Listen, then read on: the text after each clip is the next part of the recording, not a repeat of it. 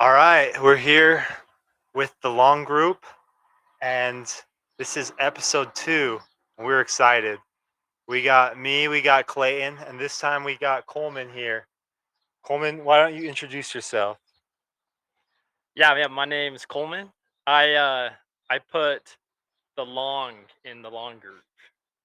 No, I'm just kidding. I like doing like ultras, trail running, that kind of thing, just being up in the mountains. But yeah, I ran in college with them, so it's good What stuff. was your run like today, this morning? This morning, I just did like easy. I think I hit like 10, 11 miles just up in the mountains. What was your vert? 1,600 feet or something. So It six, was recovery 1600s, day. 1600s climbing up a mountain, so that's his easy day. No, yeah, I know you go a lot slower though, so it's a little different. But no, yeah, it's fun being up in the mountains. So, Coleman, what's next for you in terms of racing? Um, Next Saturday I'll be pacing Hayden Hawks at Western States, so super stoked about that. I'm not sure exactly the portion I'll be pacing, but I think probably from Forest Hill to the river crossing, Rucky Chucky. Um, yeah, so 16, 17 miles, something like that. But it'll be sweet. The vibes at Western States are just like unreal. Like I don't know, it's like the Super Bowl of trail running. So to be a part of that's gonna be super sick. Plus the field this year is like extremely competitive. Um, so just being up in the front pack is just gonna be super fun. That's going to be incredible. Western States is always fun to watch every year. How do we think Hayden's going to perform? Is he fit? Is he healthy coming in? Is he excited? Yeah. I was running with him this morning, and he's super fit right now, which is good. And most most most importantly, he's healthy. Because going into Western States last few times, he's had like some little niggles and stuff that have just like it's hard. You can't get a good training block in, but his training's been super good. He's been crushing like some workouts, and I've done some runs with him. I can tell he's confident, so he's pretty fit. He told me that he thinks he could go like probably 14 hours to 14:15 somewhere in there. So that's Mhm. course record's 14:09. So Wow. right in that range.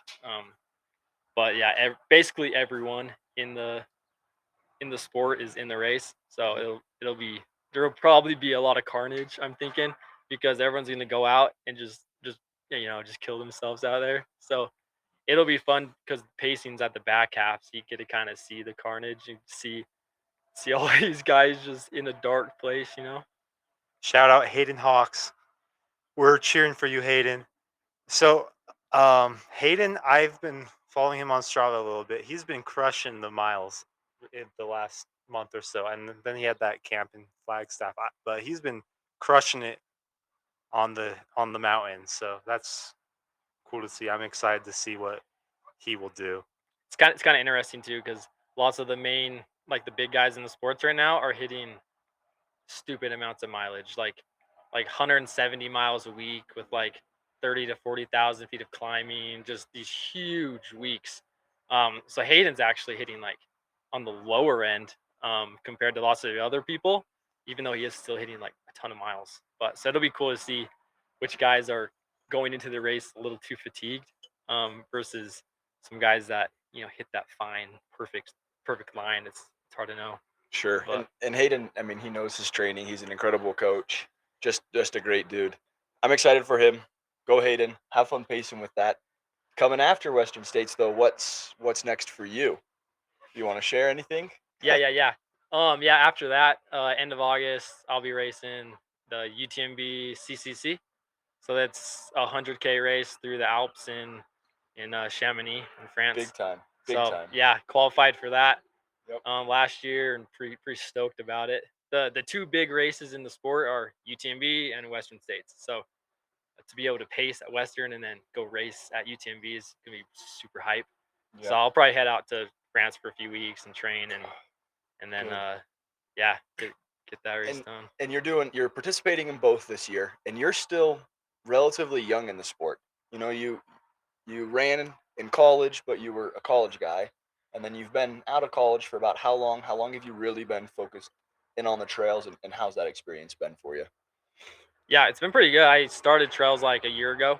Wow. So yeah, I haven't been doing it for too long, but it's been nice because Hayden's been my coach, kind of my mentor going in, and he's gotten me into like the most competitive races, all over the world, and like Thailand and just a bunch of cool places. And What a fun race that was to watch. You guys yeah, duking it out. That was dude, great. yeah, it was crazy, but Uh-huh. um, yeah, so it's been good because I just got thrown right into the fire, just racing like the biggest names, and it's went well. It's went super well. Off of UTMB rankings, I'm ranked like 8th in the country for 50K. That's So, awesome. so it's pretty good off of 1 year. So we're just getting started for sure. I want to focus more on like 100K, 100-mile stuff. But last year just did like shorter 50Ks, just so I can get dialed on fueling and hydration, learning how to pace and, kind of manage yourself out in the mountains for hours and hours. So Coleman, now that we're talking about trails and rankings and stuff, so I just saw that there was a championship, I believe, that happened recently, where I believe Mason Copy, however you say it, um, he won against some competition. I believe it was like Christian Allen and Dan. And what race is that? And is that something that you would compete in? And the reason this sparks my interest is because Mason Copy was the one who won the open division when I raced Boston. So I've kind of been following him a little bit, and to see him win that championship was kind of cool because I was racing side by side with him in my marathon for um, the whole race. So, Mm. what race was that? Can you give me any? Yeah, that was a Sunapee Scramble. Um, it's a shorter race. It's like an up down race, so I think it's about an hour long. So very very fast. That's why you get lots of guys like Christian Allen is in there, just these fast marathon runners, because you're just cooking for an hour, like all out.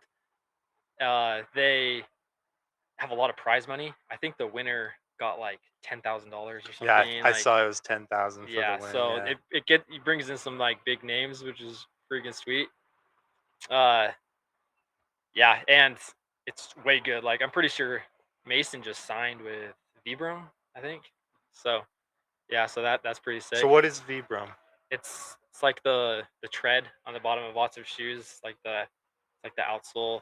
Okay, so he could put it on any shoe, basically, I'm not sure how or the do they? Vibram sponsors work actually, but Okay, I just saw that yeah, he that's an signed with them. interesting Hmm. sponsorship, but I'm not as familiar with that brand. So It looks like here it's that outer sole that kind of slips on.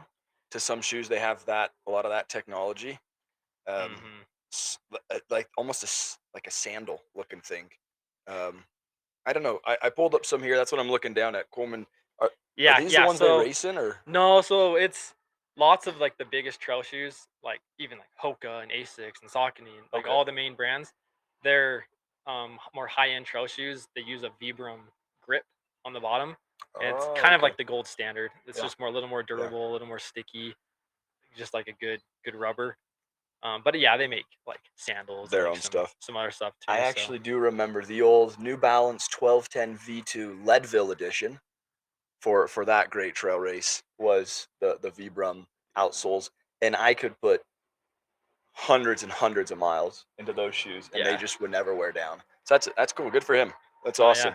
pretty sweet. And There's then you a got a fat check too yeah, from the yeah, race. gets a check, gets a sponsorship, gold standard for durability and shoes, and Vibram, you're getting a shout out from us, so send some money our way.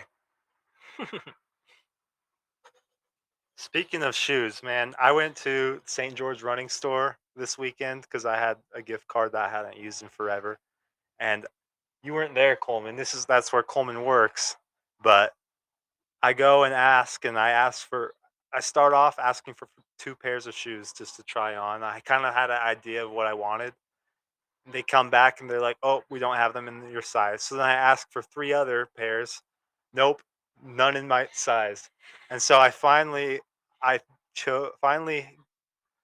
came out with I was trying to decide between the women's Mizuno shoe and the men's Saucony shoe because the women's was a little tight but it fit, and then the Saucony I actually had in my size, but yeah, I ended up buying the Saucony trainer, but just for fun, but because I'm trying to branch out a little bit. But man, St. Mhm. George's running stock is low, man. Dude, yeah, it just like depends. Like we got a good selection, but like what size are you? Like 10 and a 10, half? 10. 10? Yeah, that's Yeah, like the most popular men's size. So, and I'm yeah, sure you're on like some popular shoes. Like I don't know what ones you yeah. wanted, Just but like I wanted those Mizuno.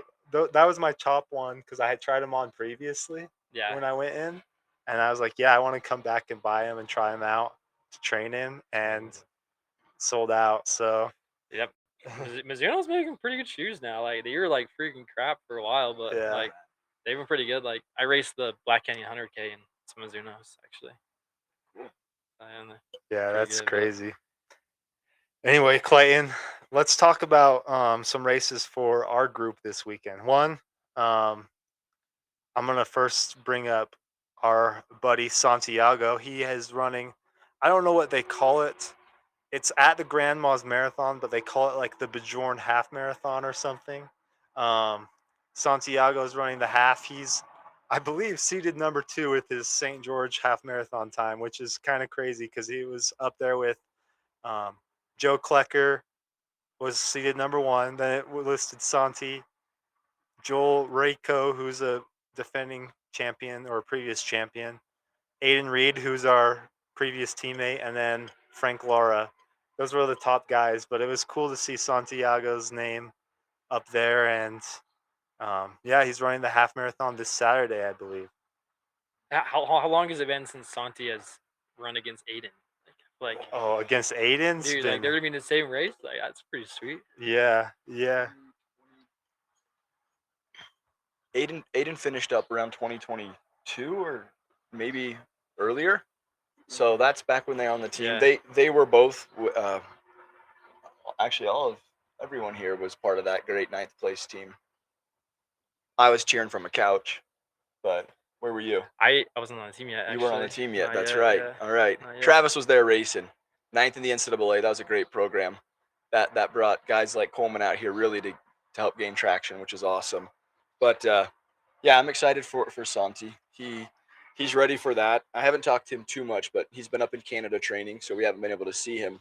But he I seems did fit. chat with him this week. He said training's been going really well, and he did win, or he did run I believe a 10K a little bit ago, and he said it was pretty hilly, so it wasn't crazy fast. It was like 30-10, but I think him and he got second, but I think him and the first place broke the course record or something like that. Yeah. So I think he's in good shape. He said he's really ready to rip. So I'm hoping that he can. And I did hear it might be a little warm. It's going to be in the 70s at 6 a.m. start. So Oof.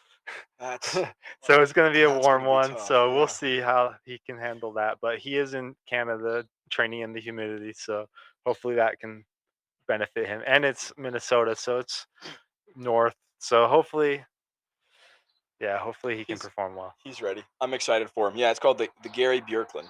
Gary, okay, yeah. Yeah, I don't know what half I was saying marathon. with Bjorn, but Well, like it's not just the his last name, grandma's. yeah. But it's the Gary Bjorklund half marathon at the Grandma's Marathon.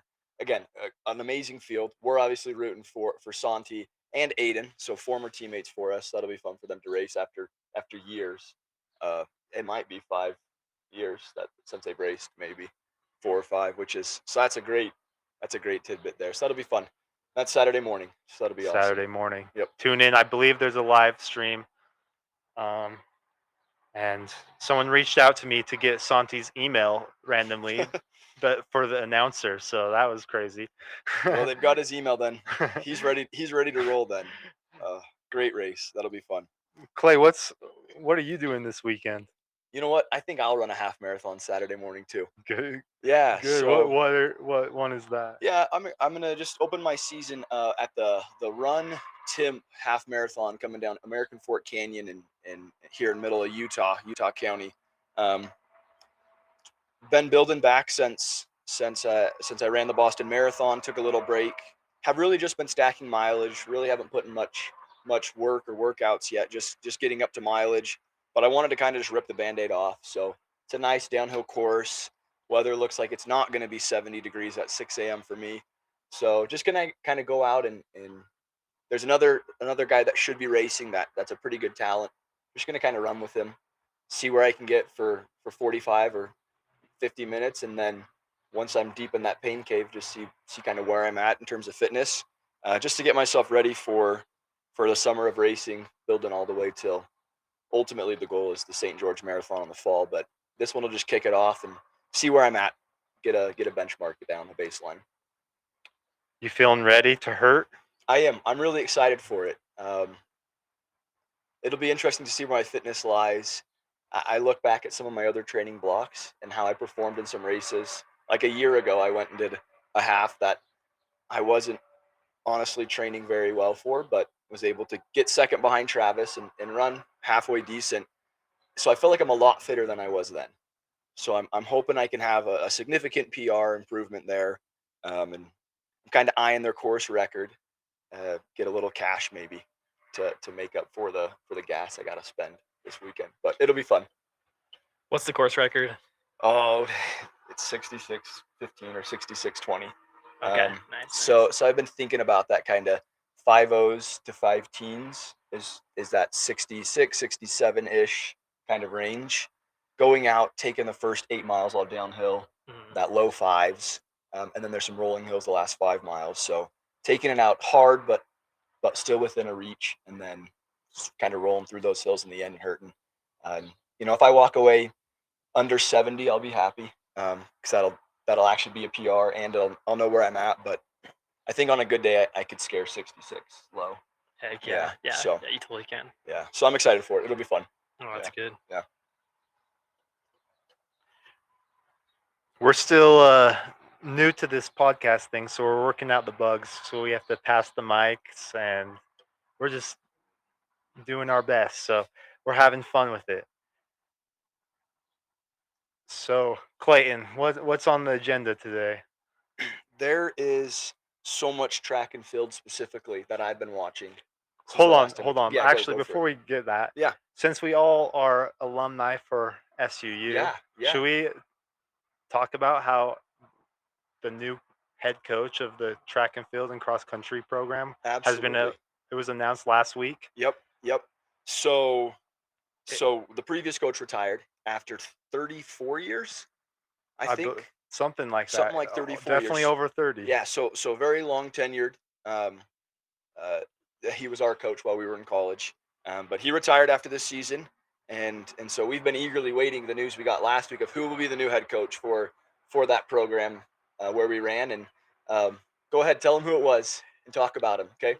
Isaac Wood, he is a running community legend, I'd say, Oh yeah. across the country, especially in the Utah running community.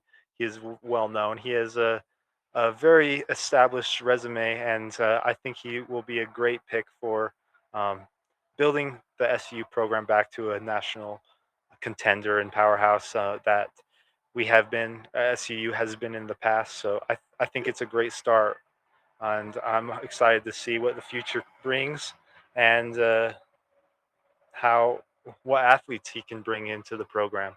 Yeah. Coleman, what were your thoughts when you saw the announcement? Honestly, like such a pull for SUU. Like I don't know. We heard rumors about him being the coach for a long time, but like once I saw it actually happened, I was pretty stoked. Like I think he's gonna do a super good job. Yeah, I you can tell just by talking to Isaac Wood. I've known him since high school, really, because he actually recruited me when I was being recruited at Weber State. He was a assistant coach there at the time, and he's bounced around and built up his resume since then. But you can just tell he's the type of guy that's a go getter. He gets it done, like no matter what. So I've been so impressed, being able to run with a few of the guys that are still going to be on the team this fall over this last week. They are excited. They're thrilled. I was impressed. He was announced on, it was a Tuesday or Wednesday, and by that following Monday, I ran with those guys Monday morning, and he'd already met with each individual just over Zoom, one by one, talked about, kind of his training, his expectations, got to know them.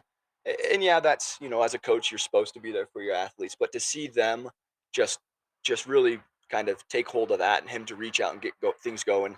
Um, I'm excited for what it's going to do for their culture, and then what that's going to turn into in terms of competition wise and talent, and how he's going to build that whole program, like you said, back to national relevance. Yeah, I think the team's pretty hyped and excited, and I think it will be a good reset overall for the program, and just to get it back off the ground and up Yep. and running again. Yep. Excited. Shout out Isaac Wood. Can't wait to have you here. Retweet. Anything you want to share on that? Okay. All right, Travis, you want me to talk about track and field now? Let's talk about track and field. All right, so there has been a lot of track since we've last talked. 3 or 4 diamond leagues, some other pretty big meetings in Europe. NCAA's happened. Where do you want me to start? I got a little bit of everything. Let's go to we talked about this a little bit, but let's shout out Jared Nagus for almost getting 3 Diamond League wins, Wow. and shout out Fos Performance because he is now a Fos athlete, Yep. which all of us are, or some of us are closely do it. Coleman, are you still taking Fos? Still take it. Yeah. I take it. Travis is the only FOS athlete here, but But we're all very close friends with the founder and creator of Fos. So. Yeah. So it's cool to see one of his athletes he signed doing well. Jared Nagus been on a hot streak and still doesn't have the world standard of the 1500. Can you believe that? Multiple Diamond League wins. He's run 330 point. He's run a 349 mile, but none of it is sub 330, so he's not auto into the world standard. That's just. I bet his ranking's pretty good. Oh, his world ranking is probably. I don't know how fantastic. it all works anymore, but I haven't looked either what his actual ranking is at this I'll point. maybe look it up here in a minute, but he's crushing for sure. So. Okay, that's what we had to touch on that. But sure. Okay, and another thing, Coleman, have you been following the Diamond Leagues at all, or just seen the results at all? Not really. I kind of see highlights on Instagram. Like that's. Did you see Cooper Lukenhaus? That's how you say his name, right? Lukenhaus. Yeah. Did you see how he beat the Olympic and world champion in the 800 as a 17-year-old? Yeah, it's kind of crazy. That's another one we had to touch on, of course. What 142 is? 142.08, I believe. Holy. Outleaned him by 0.01. Last time we talked about him and how we were like, he needs to stick to the 800 because he ran a 1500. Yeah, he had run a very mid 1500, right. And I was like, man, like that's kind of a disappointment. Hopefully he can race well. And then, man, he's destroyed it. He came out so he ran that 345 1500, which we realized actually for a 17-year-old is stellar. But then he came out after that and did 2 800s within the span of about a week and went 142 mid and won that race. And then he came back a few days later and went 142.08, beating Emmanuel Wanyoni. He's already beaten Marco Arap multiple times this season. I mean, we're talking about some of the fastest guys in history, defending world champion, defending Olympic champion. He's 17 and he is just, wow, on fire. Yep. This guy signed as a pro last summer, and he in the 800 meters he is undefeated, which is absolutely insane. When I was going, he's going into his senior year in the fall. Correct. So like, he's not even a senior yet. When I was going into my senior year, like I thought I was hot stuff in the 800, and I was 14 seconds back. I was 14. Exactly the same. Yes. Yeah. The trackflation, right? Yeah. They did a breakdown of the top like 10 high schoolers. One Instagram page I follow posted it, and on the women's side, there's the girl that's gone 2 flat, and then it's back to 203, and then some great other 800 high school times. On the men's side, it looks like a typo, because everyone else has run 148, 149, 147 to 149, which are stellar high school performances. And then his is just this glaring 5-second gap over the next high schooler. and it says 11 next to it because he's only in 11th grade. Still has a whole other year left where he's considered a high schooler. He might be the best 800-meter runner in the world now because he is officially beat the world and Olympic champion and the silver medalist, I believe. So Yep. yeah, I think he's I say without a doubt doesn't he have is the fastest PR yet. Not But yet. I think he is the best in the world currently based on results, and I think he is on a trajectory to be the best ever. And I like David Rudisha and that run in oh man, that okay, Olympic 2012 wow. 800 Wow. in high school, man. That was my Gets you most watched fired up. Yep. most watched video Yep. YouTube video of all time. Absolutely. I mean that 140.9 just brilliant. But I think Cooper's going to beat that next year at the latest. Genuinely. He gets in a good, smart, fast-paced race and he stays on that rail. I think he on the men's side, he's most likely to break a world record over almost any other distance. What about Wayne Yomi? Actually, I think the 800 overall is most likely to go down. Okay, fair enough. I'll say that. I don't know. There might be too many of them to all go at it in the same race.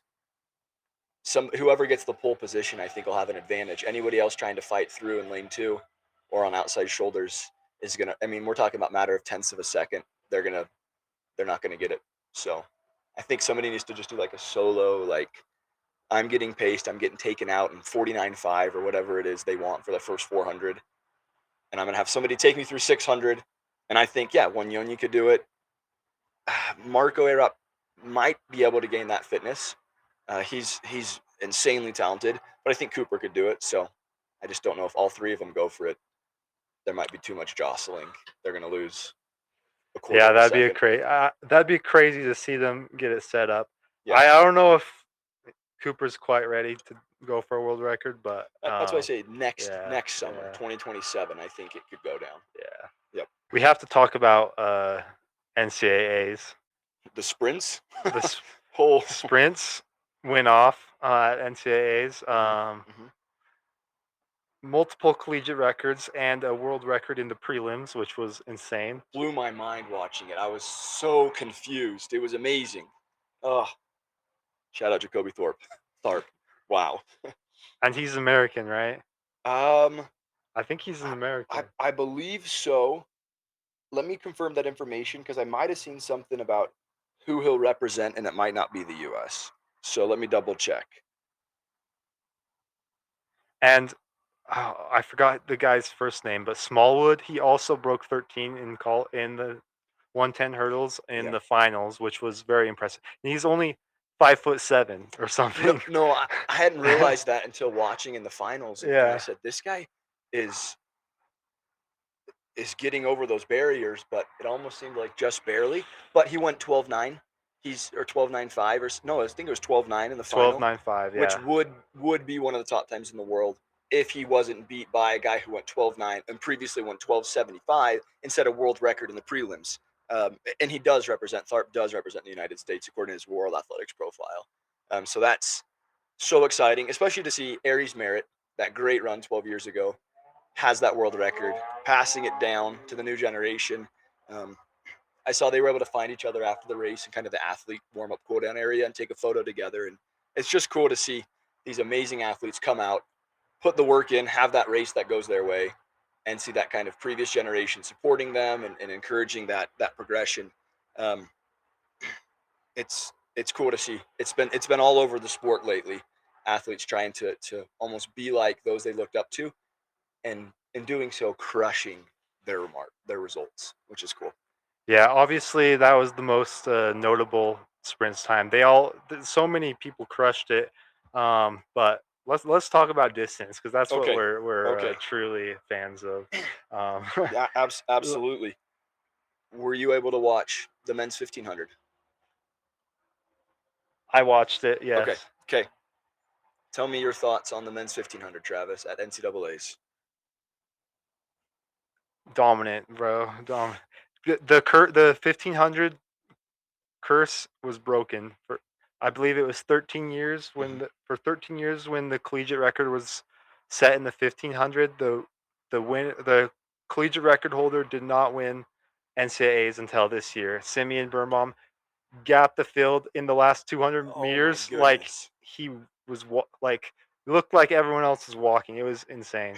His gear change was remarkable. But yeah, that curse. So they'd set that NCAA record that year. They're the record holder, and for the last 13 years, they would lose the championship, which is just crazy. What a curse! But yeah, Simeon Birnbaum out of Oregon runs so fast this year, 3:31, I believe, to set the record, and then goes into NCAA's as the favorite.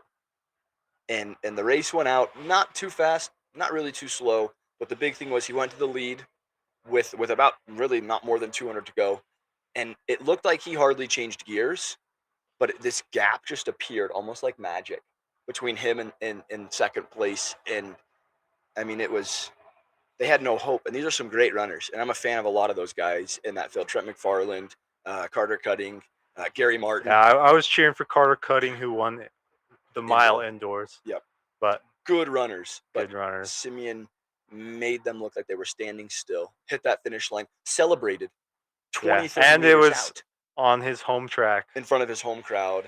Hayward Magic. So broke the curse, won the title. Yeah, he's going to be the future for sure. I mean, the 1500 in the US is so good and deep, but he will be a contender, I feel like, for several years. Without a doubt. I have a question for both of you. If you had to choose, would you rather hold a collegiate record, or would you rather win NCAAs? Any event, like any event you want, but what would you rather personally? I think I'd rather win NCAAs for sure. Yeah, like I don't know. If you're a national champion, like that's huge. If you like get a record, you get the record, and then someone's gonna beat it at some point, you know. So it's like cool that you have it for a little bit, but like you can always say like I'm a national champion. That'd be 100%. I pretty think sick. that's what do you think, Clay? I agree actually 100%. I would rather be a national champion because I would always be the 2017 NCAA champion in the 1500 forever. But somebody might come along and beat my record. So spot on. So here's a I think that's the general consensus even with like current athletes and even taking this to the Olympic level. I think most people would rather win gold than be a world record holder or something. Or both. I'd rather do both. But here, what if your record lasted 20 years? Do you think you'd be remembered more than winning? Ooh, Like think Hickam El Garouge. Like everyone knows true. that name. You might not know how many medals he won, even though he won several. But I can tell you every year and which one he won. Yes. okay, tell me. I know he's lost some too. Where do you want me to start? Let's So start in the 90s. okay, so in the late 90s, Nordine Morcelli was the guy in the 1500. He won the 96 Olympics. El Garouche came into the scene closer to 97. I believe he won in 97, 99. He lost in 2000. And in 1999, he set the world record Didn't in the he? mile. Didn't he not get his Olympic gold for a hot minute though? Yeah, yeah, it was one of Yeah. his last races, honestly. So he set the world record in the mile and the 1500, both in 1999, I believe. 326 flat and 343.13. Goes to the 2000 Olympics, loses. Um, you can argue maybe it's not his fault. I believe that year he got tripped, but still didn't win. Comes back, wins two more world titles in 2001 and 2003.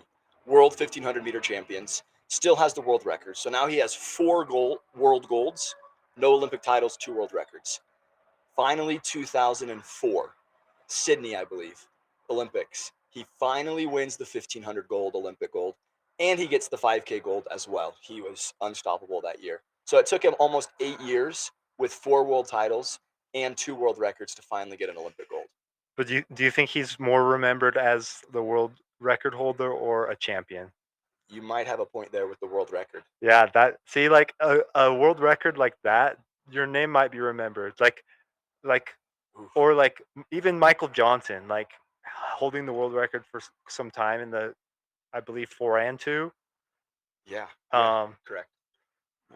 I don't know. There's just some records you'll get That's that actually an interesting take. So I'll take a minute. recognition.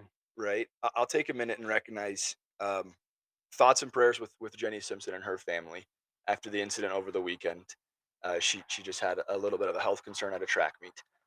But from those events, so hope everything is good with them. But from those events, her name's been discussed again in her kind of history in the sport, and she's often remembered as the 1500-meter record holder in the NCAA.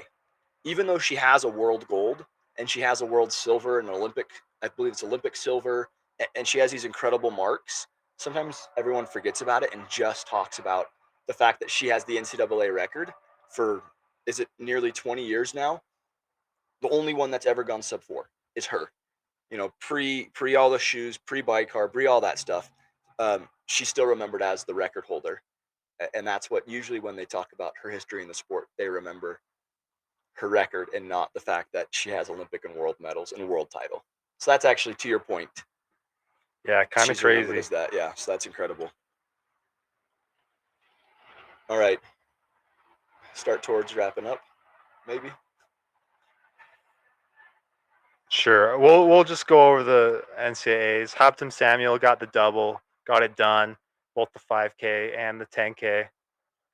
Is it true that there was no Americans in the scoring position in the 10K?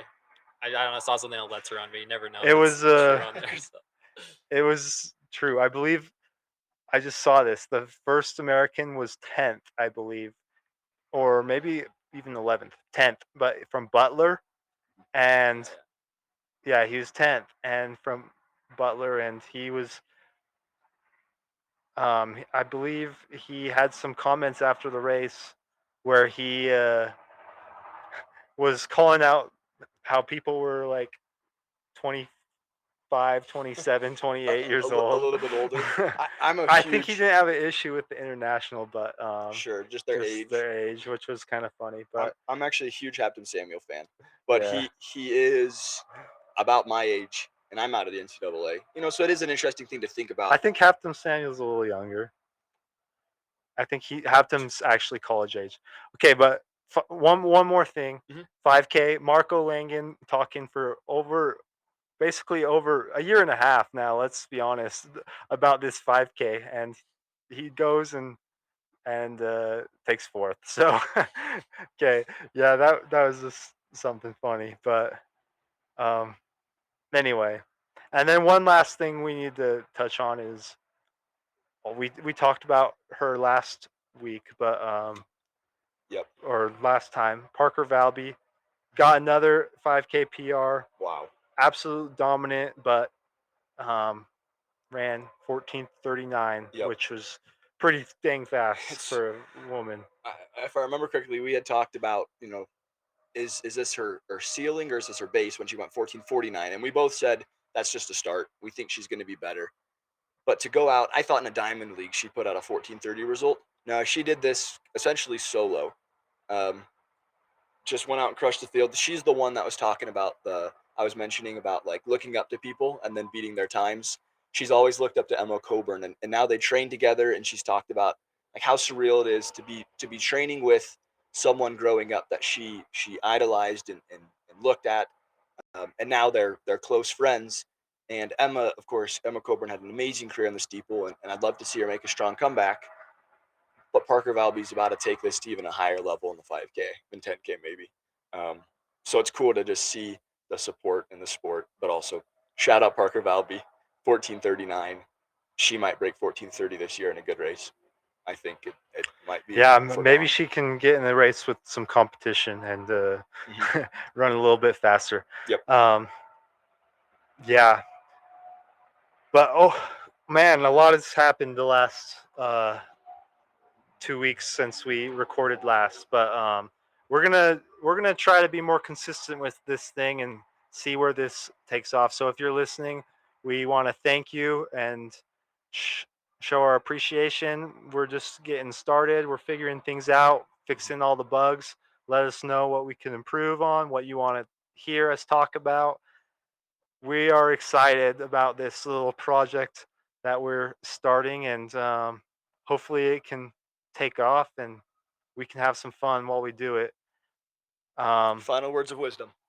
yeah, so we got Coleman pacing the Western States in about a week and a half, right? And end of Yep. June. Mm. And we got Clayton running his opener, and we got Santi running the grandma's half marathon. So those are things that you can keep an eye out for, and um, I'm just starting to get heavily into my training, cranking out the miles. Um, Coleman, how many miles are you at this week? Not that many. This is my down week, and then I start a 10-week block leading into CCC. So this is like the Oh, last little breath, and then it'll be big weeks. so this is Coleman's down week, and I believe I checked before my double, so maybe I'm ahead now, but I think you were still ahead of me. Really? Even though No, yeah, I think I'm only gonna hit like 90 or something. Yeah. I'm only gonna hit 70s. Yeah, I think I might hit in the 90s for the first time since Boston this week, but so that's exciting. Keep on building, and I'm doing my first hardish workout tomorrow morning, so um, that's something to look forward to. But I think on the schedule is 4x400, 2 mile tempo, 4x400, 2 mile tempo, 4x400, and the 400s are probably 5K ish pace. And this is also preparing, like really it's marathon training, but preparing for some races. Like I think I mentioned last time, um, I'll be doing a half marathon in July and then a 10K in July, another half in August, and then St. George Marathon in the first week of October. So exciting stuff to come. Keep keep on listening to us, watching us, however you do it, and following our stories. Hopefully, we can have exciting stuff coming. Thanks for watching. Shout out Hayden Hawks running Western States. Give us your shout outs. Shout out Jacoby Tharp. Shout out Parker Valby. Shout out Isaac Wood. Shout out Coleman Cragun. I want one word of wisdom, and then we're hanging up. Get lots of sleep. There it is. That's the Long Group Pod. See you next time.